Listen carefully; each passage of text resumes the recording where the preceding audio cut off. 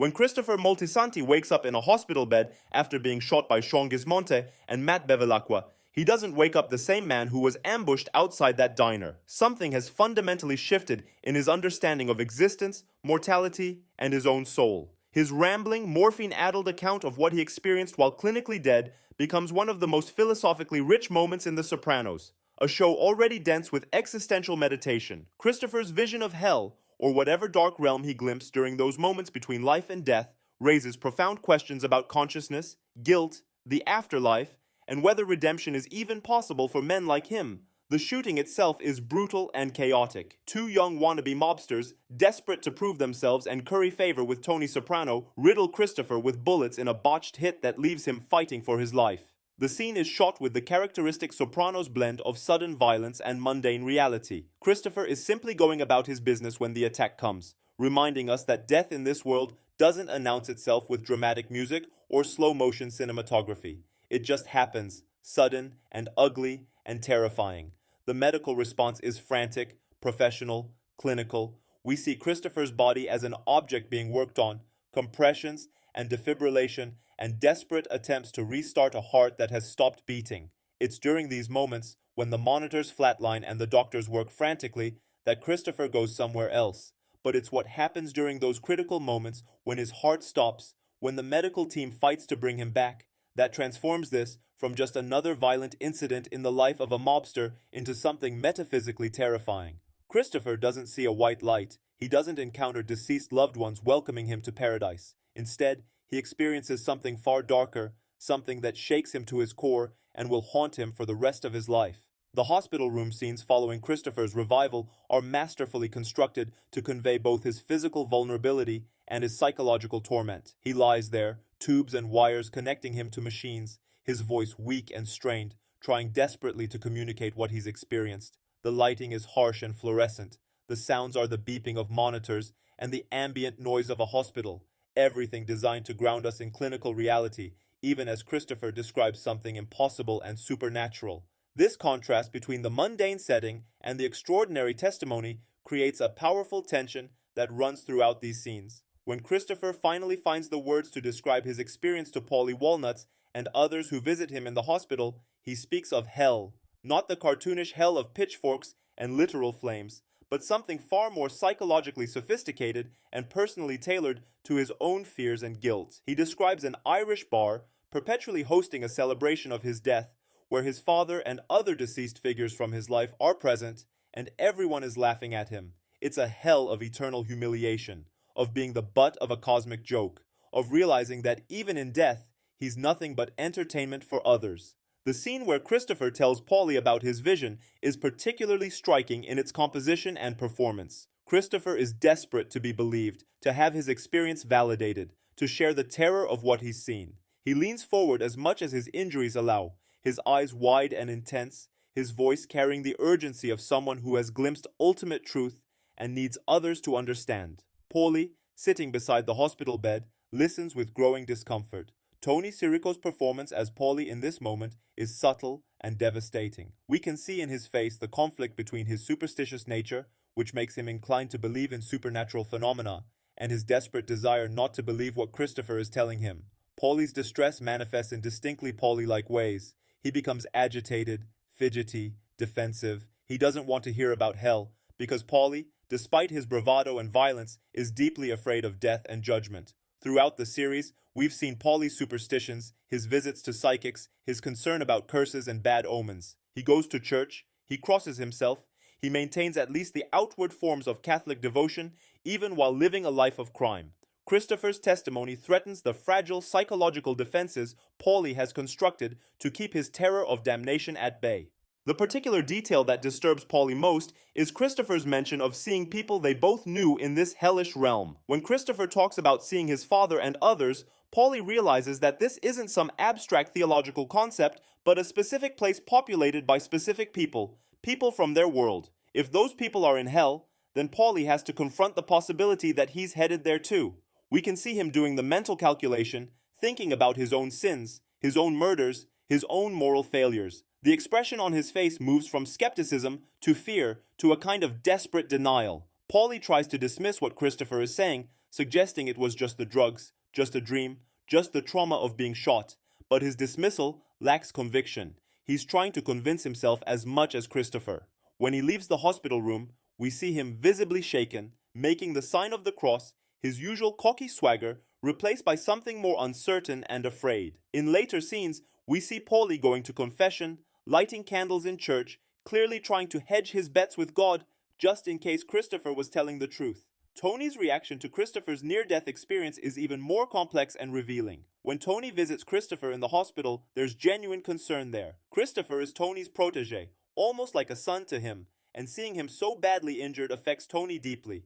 But when Christopher starts talking about what he saw while he was dead, Tony's face hardens. He doesn't want to hear it. He cuts Christopher off, changes the subject, makes it clear through body language and tone that this topic is off limits. James Gandolfini's performance in these scenes is characteristically nuanced. We can see multiple emotions playing across Tony's face in rapid succession. Concern for Christopher, discomfort with the topic of death and the afterlife, annoyance at having to think about such things, and underneath it all, a deep current of fear. Tony doesn't want to think about hell because Tony knows, on some level, exactly where he's headed. He's killed people. He's destroyed lives. He's chosen power and wealth over morality again and again. Christopher's testimony is like holding up a mirror to Tony's own future, and Tony violently rejects that reflection. In subsequent scenes, we see Tony becoming irritated with Christopher in ways that seem disproportionate to whatever Christopher has done to annoy him.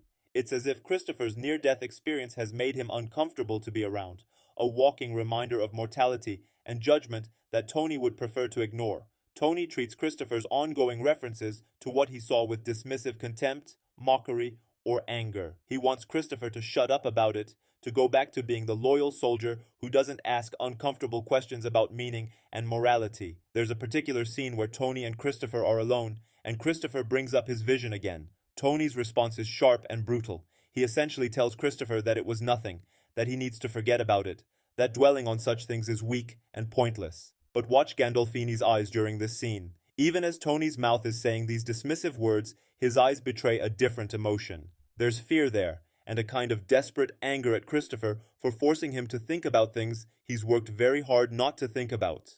The philosophical implications of Christopher's vision are staggering. If we take his experience seriously, even just as a subjective phenomenon, we're forced to confront several uncomfortable possibilities about the nature of consciousness and death. First, there's the question of whether what Christopher experienced was genuinely supernatural or merely the firing of dying neurons creating hallucinations from his deepest anxieties. From a materialist perspective, near-death experiences can be explained as the brain's response to oxygen deprivation, the release of endorphins, or the activation of specific neural pathways as systems begin to shut down.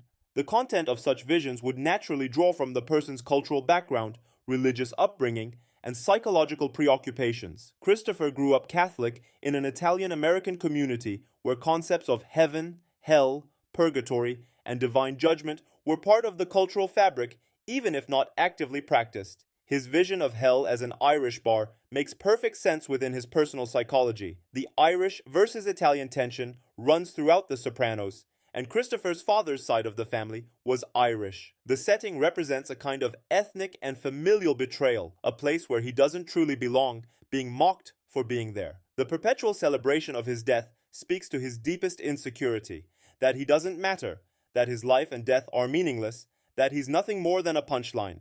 But there's another interpretation that's equally compelling and far more unsettling, that Christopher genuinely glimpsed something real, something beyond the material world, and what he saw confirmed his worst fears about divine judgment and his own damnation. In this reading, his near-death experience wasn't a hallucination, but a preview of his eternal fate. The hell he describes isn't fire and brimstone because that's not what hell is. Hell, in this more sophisticated theological conception, is the eternal separation from God, from love, from meaning, from peace. It's the state of being trapped in your own worst self forever, unable to escape or grow or change. Christopher's hell is exquisitely personal. It's not generic suffering, but a tailored torment that strikes at the heart of his specific wounds and sins. He's surrounded by people who should love him, but who instead mock him. He's in a place that should feel like home, but where he's fundamentally unwelcome. The celebration of his death suggests that his existence was so worthless that its ending is cause for joy.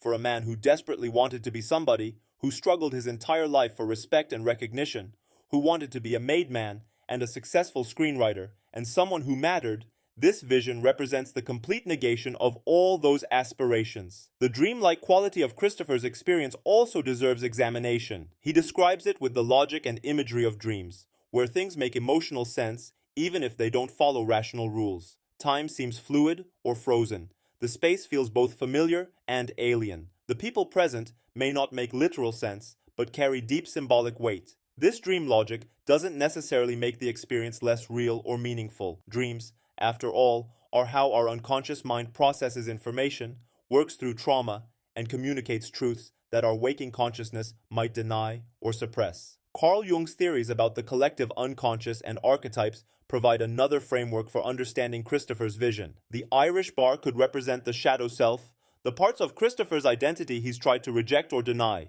The celebrating crowd could be the internal voices of judgment and shame that he's carried throughout his life. His father's presence connects this experience to generational trauma and inherited guilt. In this interpretation, Christopher's hell isn't a place he goes to after death, but a psychological state he's been living in all along, only now made visible and undeniable by the trauma of near death. What makes Christopher's account so philosophically rich is how it complicates simple notions of justice and desert. Does Christopher deserve hell? By most moral frameworks, yes. He's a murderer, a thief, an addict, an abuser. He's caused immeasurable suffering to others and shown limited capacity for genuine remorse or change. But the hell he describes seems designed not to reform or educate, but simply to torment. There's no path to redemption, no possibility of growth or learning. It's pure punishment, eternal and inescapable. This raises questions about the nature of divine justice that theologians have wrestled with for millennia. Is hell punitive or remedial? Is its purpose to punish the wicked or to purify souls? And if it's purely punitive,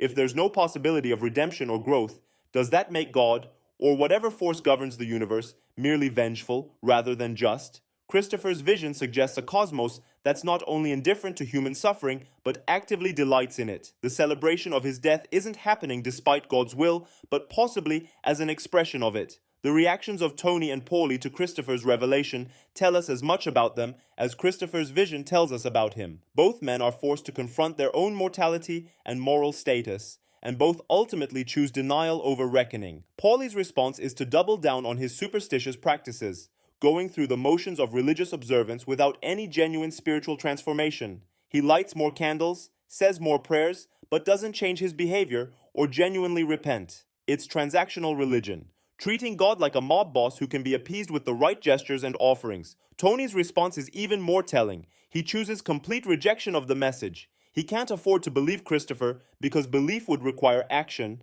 would require him to confront the reality of his own damnation and either accept it or radically transform his life. Tony has built his identity, his power, his entire existence on being a certain kind of man who does certain kinds of things. Christopher's vision threatens all of that. So Tony does what he always does when confronted with uncomfortable truths. He denies, dismisses, and doubles down on his existing path.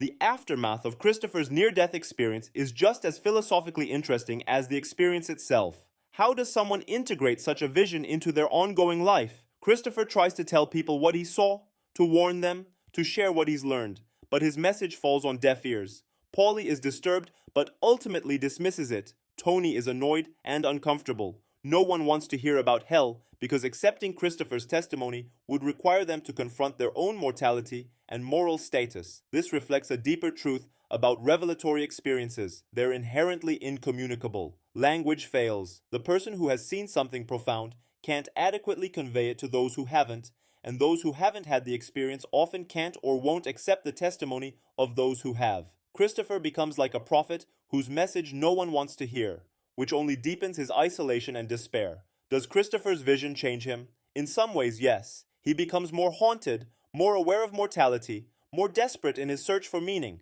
But does it make him a better person?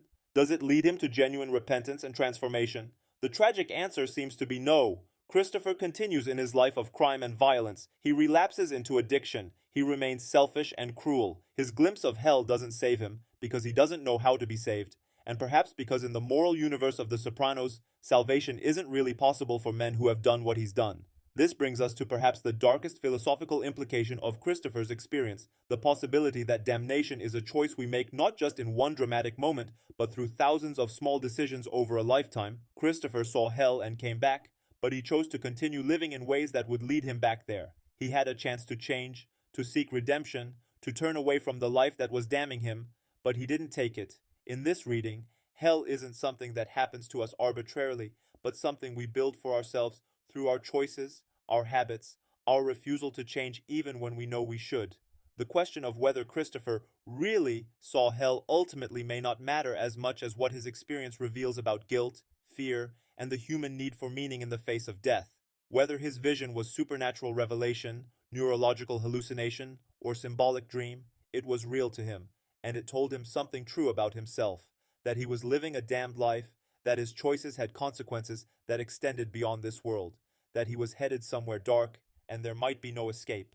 Christopher Moltisanti's journey to hell and back stands as one of the most profound meditations on death and damnation in modern television. It refuses easy answers and comfortable reassurances. It suggests that the universe might be far stranger and more terrifying than we imagine, that death might not be the end, and that what comes after might be worse than anything we experience in life. And it leaves us with the haunting question: if we saw what Christopher saw, would we have the courage to change? Or would we, like him, continue sleepwalking toward our own damnation, unable or unwilling to save ourselves even when we know exactly what awaits us? Would we, like Tony and Paulie, reject the message and shoot the messenger, preferring comfortable delusion to uncomfortable truth?